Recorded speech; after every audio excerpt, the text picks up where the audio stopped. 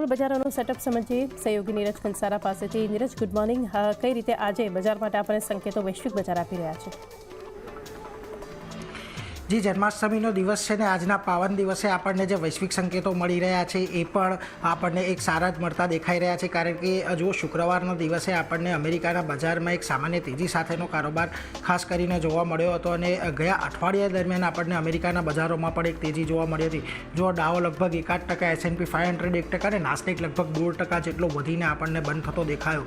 હવે ખાસ શું કારણ રહ્યું આ વધારાનું, તો જુઓ ફેડ ચેરમેનના નિવેદન અને ભૌગોલિક તણાવની અસર બજાર પર આપણને ખાસ કરીને અહીંયાથી જોવા મળી। હવે આપણને ખબર છે કે શુક્રવારના રોજ જેરોમ પોવેલ સાહેબ જે જેક્સન હોલની અંદર નિવેદન આપવાના હતા, એમણે નિવેદન આપ્યું અને આ નિવેદનની અંદર તેમણે વાત કરી કે પોલિસીની અંદર હવે ફેરફાર કરવાનો સમય અહીંયાથી આવી ગયો છે અને ખાસ કરીને એમણે એવું પણ કહ્યું કે અમેરિકામાં મોંઘવારી જે છે તે એમનો જે 2%નો લક્ષ્ય છે એની નજીક હવે પહોંચતો આપણને જોવા મળી રહ્યો છે। એટલે આ બધાને કારણે અહીંયા ખાસ કરીને આપણને તેજી જોવા મળી અને શુક્રવારના દિવસે અમેરિકાના બજાર જે છે પોતાના રેકોર્ડ સ્તરની નજીક આપણને બંધ થતા જોવા મળ્યા।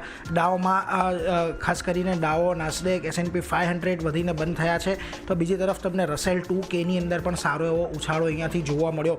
પરંતુ આ બધાની વચ્ચે એક બીજી ચિંતાની પરિસ્થિતિ ઇઝરાયલ તરફથી જોવા મળી છે, કારણ કે હિઝબુલ્લા અને ઇઝરાયલ વચ્ચે અહીંયાથી તણાવ આપણને વધતો દેખાઈ રહ્યો છે। અમુક રિપોર્ટ્સ એવા પણ આવ્યા કે લેબેનોન દ્વારા જે ઇઝરાયલની અંદર અમુક હુમલા પણ કરવામાં આવ્યા હતા, પરંતુ તે જે એમની ડિફેન્સ સિસ્ટમ છે એમણે નાકામ કર્યા।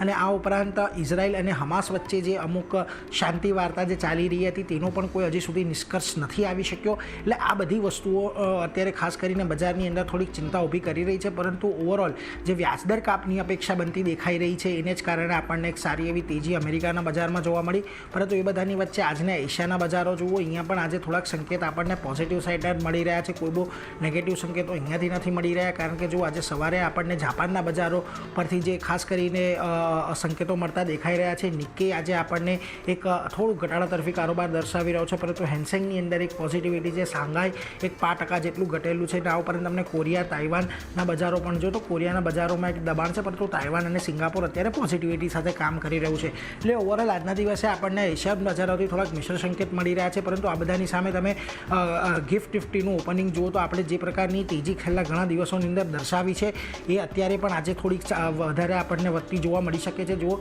24,854નો ક્લોઝ હતો અને 24,900 પારનું એક ઓપનિંગ દર્શાવી રહ્યું છે। એટલે ખાસ કરીને આજના દિવસમાં આપણને થોડી ઘણી તેજી સાથેનો કારોબાર જોવા મળે એવા સંકેત અત્યારે આપણને વૈશ્વિક બજારો પાસેથી મળી રહ્યા છે। નીરજ